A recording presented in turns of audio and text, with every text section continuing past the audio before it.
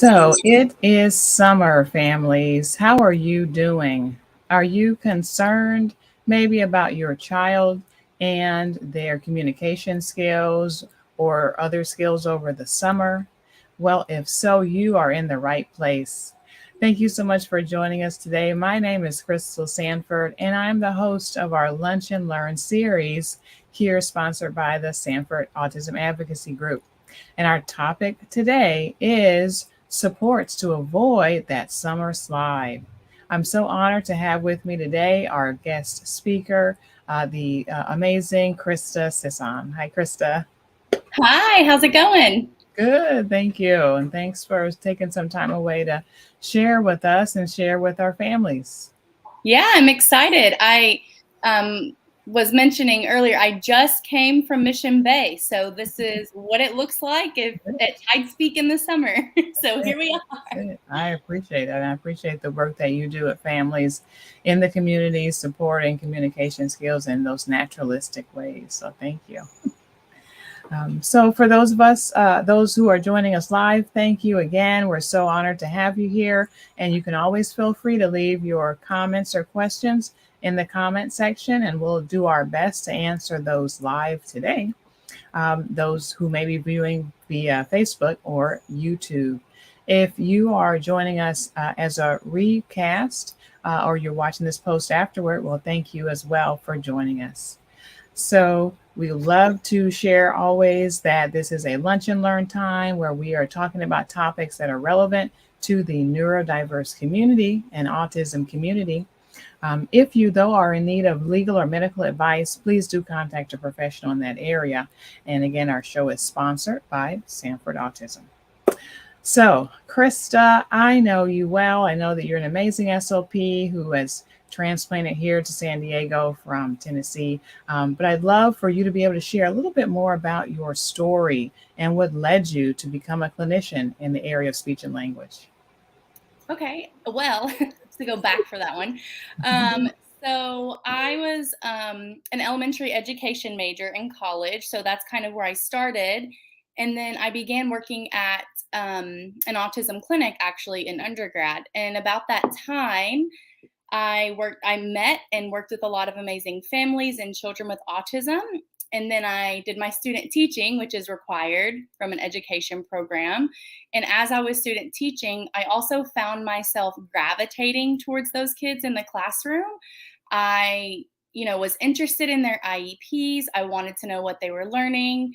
I'm a very creative person, so it was easy for me to adjust and make things work for them. So I started kind of shadowing speech language pathologists and therapists, and that's kind of where I ended up. So I'm I guess, non-traditional student. We used to call them non-trads, but I went back to school for speech language pathology after my education degree. So that's kind of how I got to the field. Well, wonderful. I like you say, there are so many people who have come to speech pathology in so many different ways, but all with that passion for supporting kiddos who just learn or think a little bit differently. So glad that you found out about speech and the wonderful work you've been able to do. So today we are here to talk about that summer slide. And just for the sake of getting everybody on the same page, let's kind of operationalize that definition. And in your perspective, Krista, what is the summer slide and what does that mean to you as an SLP? Right. Well, it means something different to me now than it used to. So just a tad bit more on my background. As a speech language pathologist, I have worked in the schools, in private clinics, and in a comprehensive private clinic as well, including the things that come with that.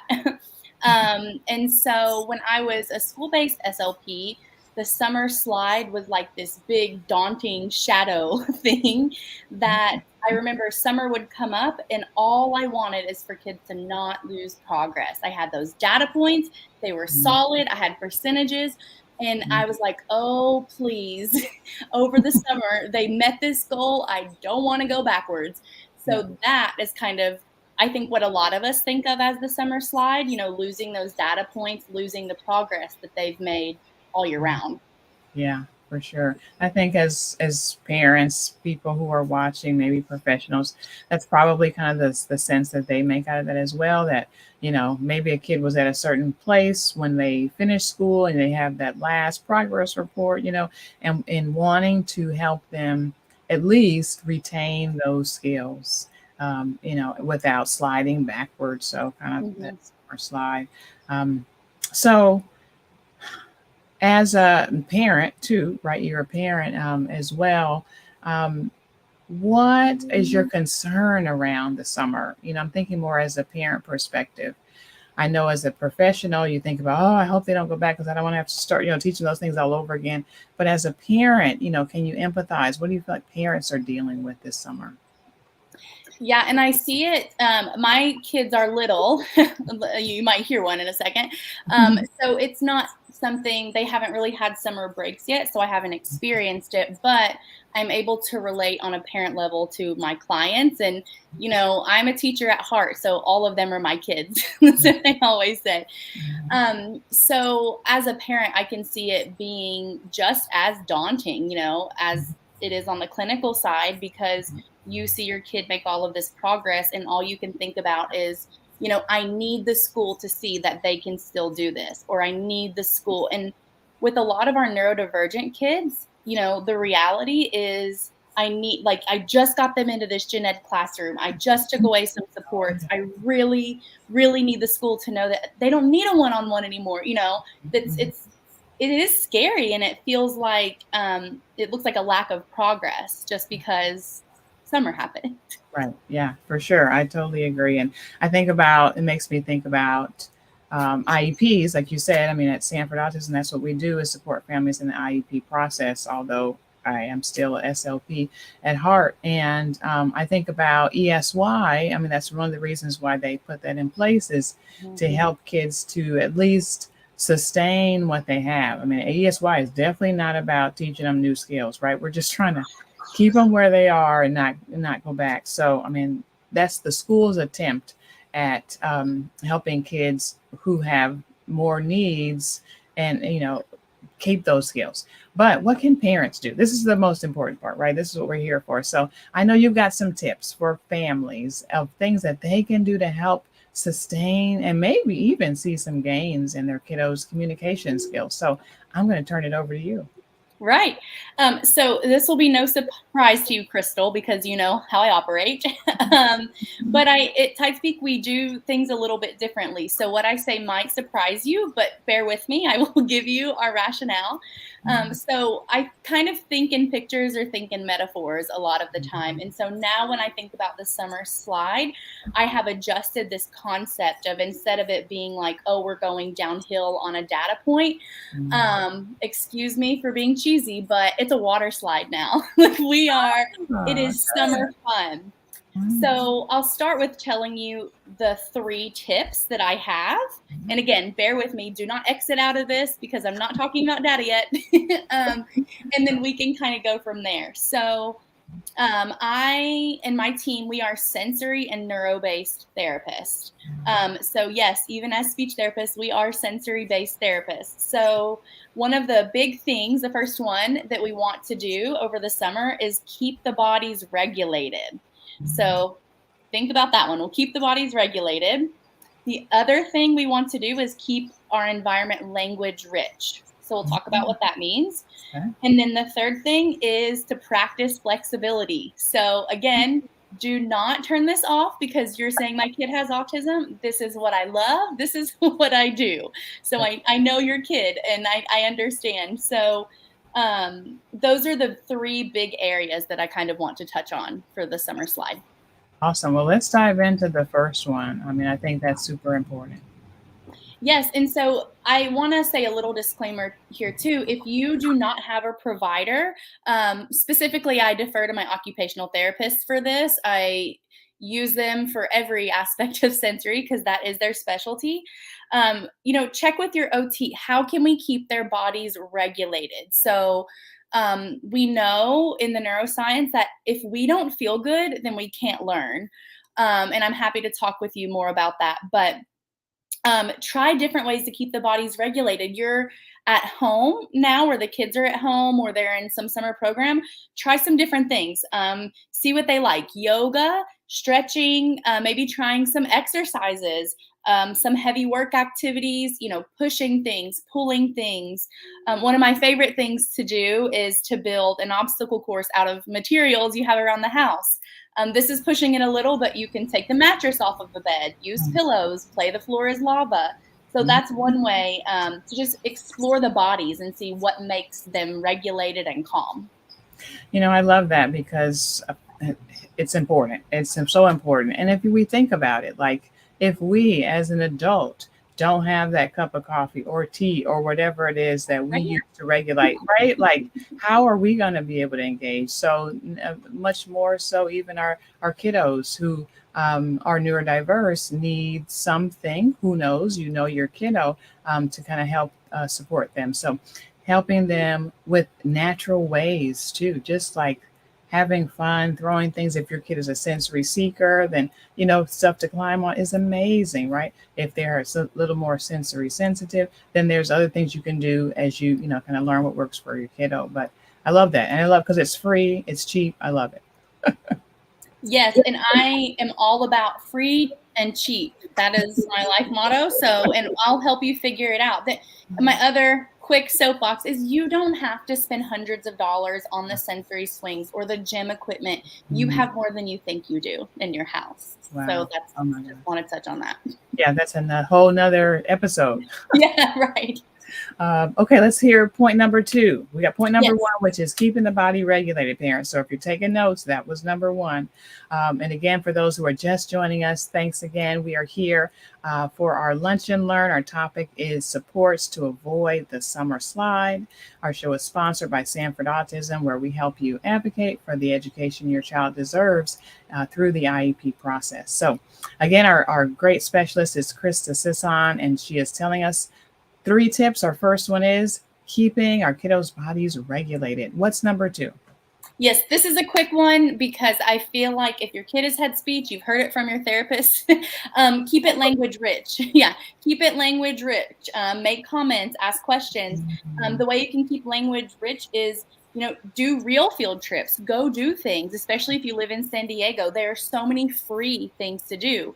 If you are a working parent, maybe you're working your home and your kid is there, do virtual field trips. There are online virtual field trips. There are zoo cams you can tap into at any time of the day. It's my favorite thing. So fun. Um, yeah, and then you can do like scavenger hunts, have them go do things around the house, create things, grab some, I'm also a feeding therapist. So grab some food items, throw them on the counter, and just see what happens. Do you have to eat it? No, it could just be art, So just be creative and keeping the language rich and talking about what you do. And asking those higher level questions too. I work off of my teacher bone works off of Bloom's taxonomy a lot of times. So asking not just what is this, but also asking, well, how does this function? Or what else can we do with this? And kind of analyzing things. Yeah, I love that because that also taps into that flexibility and teaching that flexible thinking. And a lot of our neurodiverse kids struggle with that. That I remember when my daughter's on the spectrum. And when she was little, this was one of the things they did in her testing for autism was being able to use an object for something other than what it's supposed to be used for. Or like they're playing in its store and they didn't have a banana. So let's just use this telephone as a banana. And she hated that. She was like, that is not going to work here. So I love the idea of just playing with it in more of a play based way. I think it helps support them in growing in their flexibility also. Mhm. And just quickly, this is not only for littles. I don't mean, your high schoolers can't do this. Tell them go find 5 ingredients from the kitchen and make a meal with it. Mhm. Or, here is well, I don't know what I have a lot of random things around my house, like craft supplies, but you might not. But you could say, here's glue and paper, build me something. If you are interested in trains, how can you make a track out of this? It Mhm. doesn't have to be young kids stuff. It can be older kids that, cooking meals is a great thing to do. It's creative, it's fun, there's language. So So we can also talk about that some other time too. Yeah, that's huge too, because again, using those things that are natural in the environment, because that's going to always be one of my questions I ask in our lunch and learn is, what do you say to the parent that says, this is impossible? I can't do this. Like you said, I work from home and my kid is, I don't know, on the technology, whatever, we're just trying to stay alive in the summer, So, but natural things, you are still feeding your kid, you are, like things that you're already doing, if it's bath time or if it's walking the dog with them, whatever you're already doing, there's ways to build in language, keeping that rich and working on some of these things. I agree. Yeah, awesome. All right, so tip number 2 is keeping the environment language rich. And that can be for any age of a kiddo, right? So we're talking while we're going through these routines. We're talking through our own thinking about, wow, did you see that on that episode? I wonder why they chose that. I wonder what would have been different if they made a different decision. Just talking and letting kids hear your thinking, having them practice sharing their own thinking. I think it's really cool. So great. All right. Tip number 3. Let's go. All right. This is my favorite one. And this is what I love to do. I tell people I think that my kids are so flexible, my kids that I see, because of my ADHD, honestly, because my third tip is practice flexibility. Oh. So I don't mean rock their world. Don't take away every routine they have. That's not what I mean. But it's already a little different, right? It's summer. Even me, I'm working, but I'm doing different things in the summer. So figure out how you can change their routine. The neurology shows us, the science shows us that the way the brain works is, we build those neural synapses. We build things by learning new things. So that is literally how our brain is more flexible and we get out of stuck routines, which we know happens a lot with our neurodivergent individuals. So, especially, again, I'm not assuming all parents are home with your kids, but I know their schedule is more flexible. So if you're home with them, you're their safe space, right? Your house or grandma's house. This is hopefully their most optimal regulated space. That's the time to try new things. That's the time to say, hey, wait a minute, you know what? We're going to change the schedule today.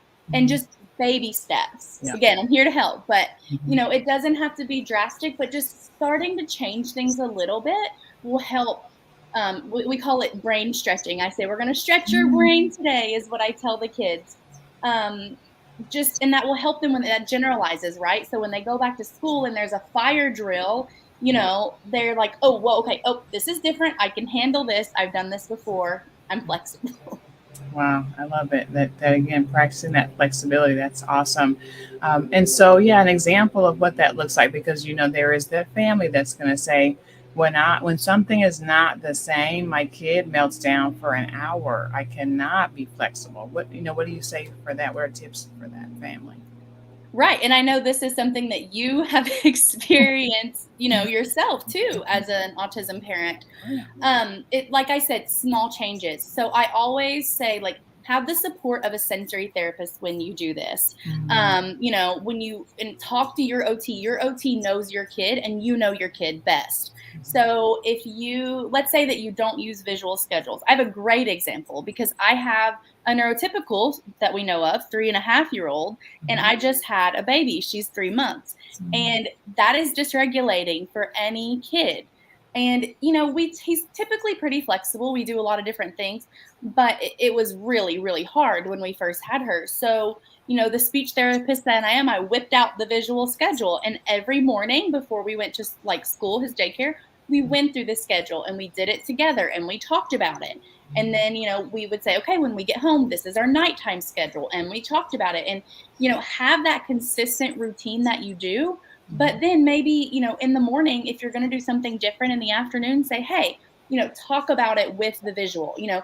I know that we normally walk the dog at 6 p.m., but we're going to do something a little different. We're going to walk the dog 6:15. I mean, that can be a stretch for some individuals. I know how a lot of neurodivergent individuals are with time, and I'm reminded of it all the time. They're like, TikTok lady, you got to get out of my house. Yes. But those tiny those tiny little tweaks can lead to bigger tweaks. So again, don't just change a whole routine all at once. Hmm.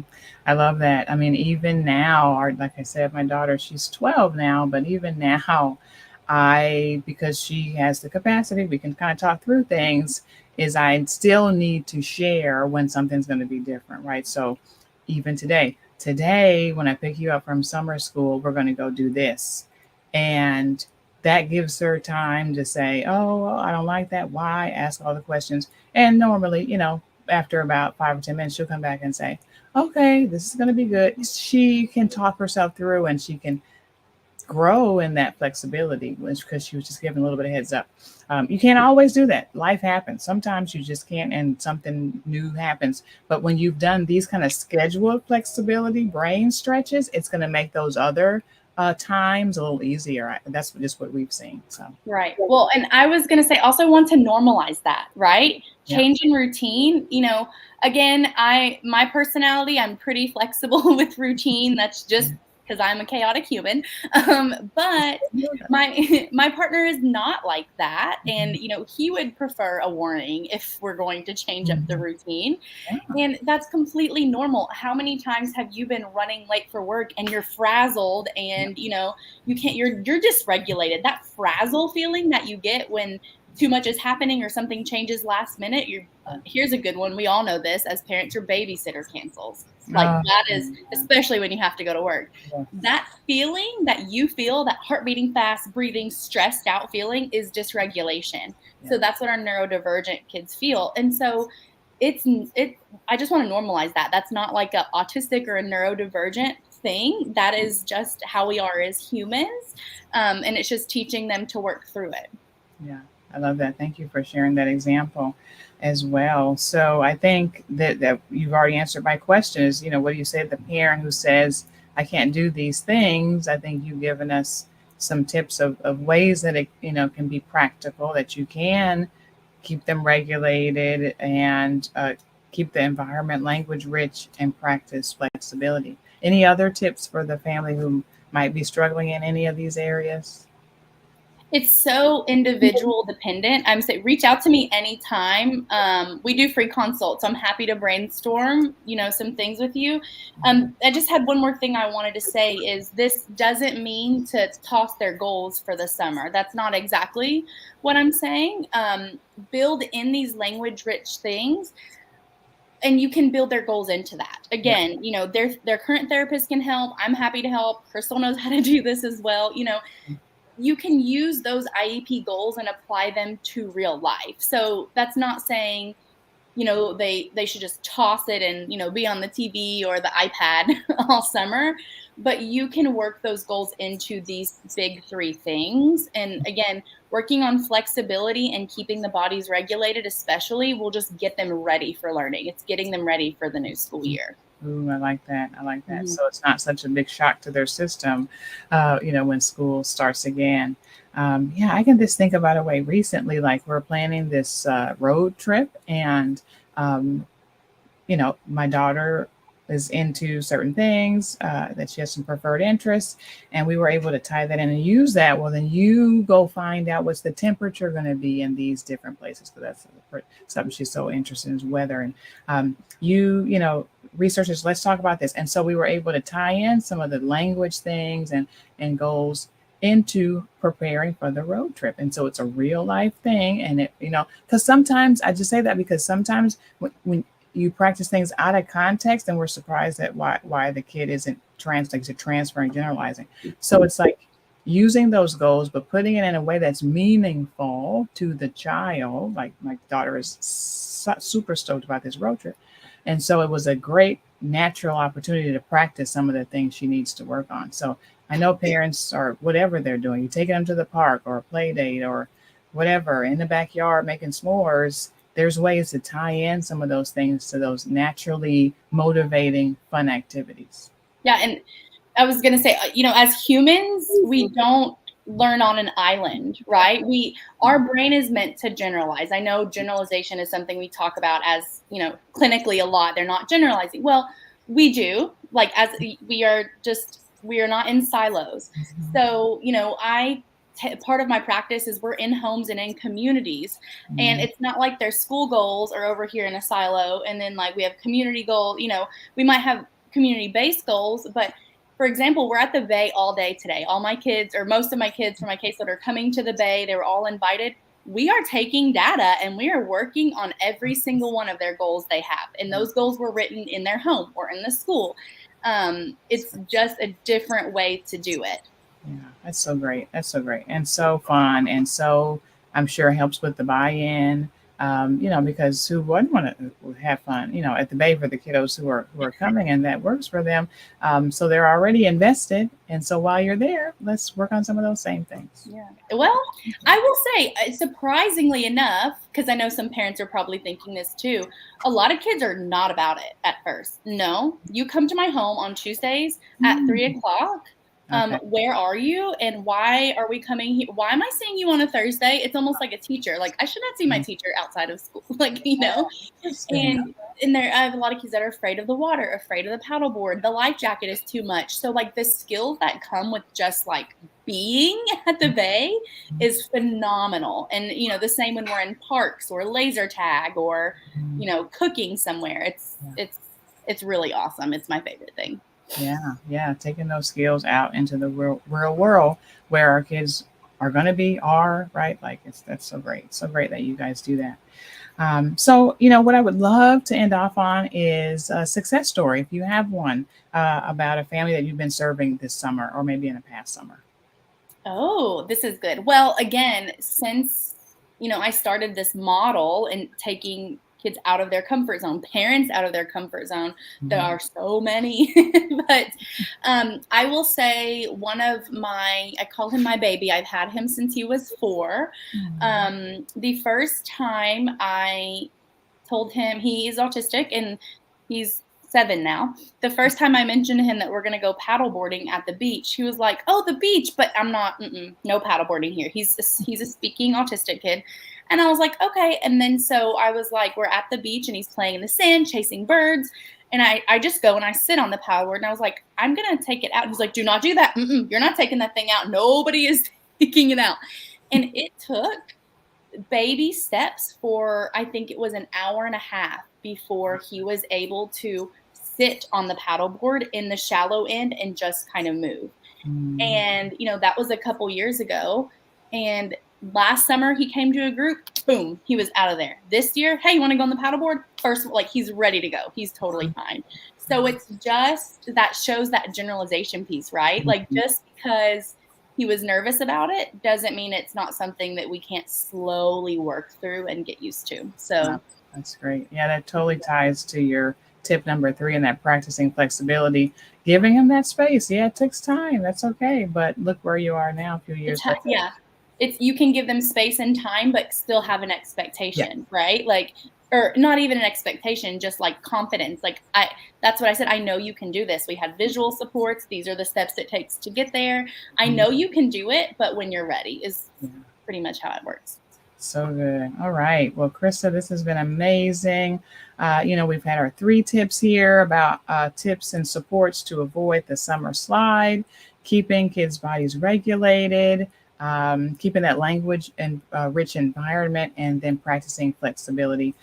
Any final words for our families, Krista? Well, it's summer. Have fun. This is my favorite season of the year. Mhm. Again, just be human and have fun with your kids. That's what you're supposed to do. You're a mom, you're a dad, you're the safe space. You don't have to be therapists. That's our job. Oh, I love it. I love it. But if you are looking for a therapist, let me tell you, and you're in San Diego area, you should reach out to Krista's team. Krista Sisson is the owner of Tide Speak Language and Speech Therapy, and her website is located here, tidespeak.com. And any other ways parents can connect with you? Instagram is at Tide Speak. Facebook should be linked on here somewhere, but it's just Tide Speak Language and Speech Therapy. Website info at tidespeak.com. And I can say, if you're not in San Diego, we can also do consultations Oh, yeah. anywhere. We can just talk through some of these things. So we Oh, can chat through. Yeah. Oh, that's so great. Thanks for reminding me. So yeah, if you're parents of anywhere, any child, anywhere, this is going out on Facebook, YouTube, all across. Who knows the metaverse? So Right. if you need a consult, definitely feel free to reach out to Krista. If you need IEP help at all, always feel free to reach out to our company as well. Which is our website's SD, like San Diego, autismhelp.com. We help families all across the country as well via Zoom. So happy to do that. So thank you again, Krista. Thanks for sharing your time and these tips. Thank you. Have a good day. You too. Thank you, families, and have a great one. Bye bye.